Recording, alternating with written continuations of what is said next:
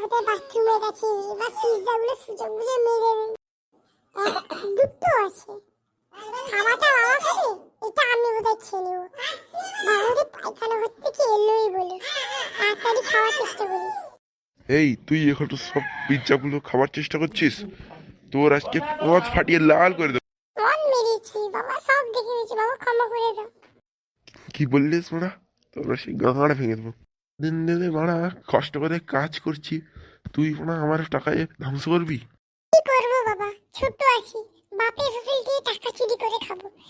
ভাব দোকানে গেলাম, মাল দোকান বন্ধ, এবার 750 আনার কথা এলো, এনেছি 30 টাকার বাংলা, দুজন বসে খাবো মজা করে। দাঁড়া, আমি কফিটা একটু খেয়ে আসি, তারপর তোর সাথে কথা বলছি। কফির কি সেন্ট! যাই ছেলের কাছে যাই, একটা ব্যাগ বেড়ে আসি। ছেলে যা, আর একটা বাংলা লিয়ে আয়। বাবা এটা স্বপ্ন না সত্যি?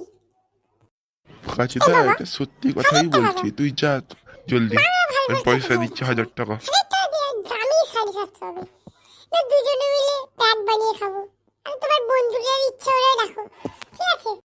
হ্যালো বন্ধুরা, ভিডিওটা কেমন লাগলো? ভালো লাগলে like, comment, share and subscribe করে আমাদের পাশে থাকবে এবং আপনার লাল ফাটা বন্ধুদের কাছে শেয়ার করে দিবেন।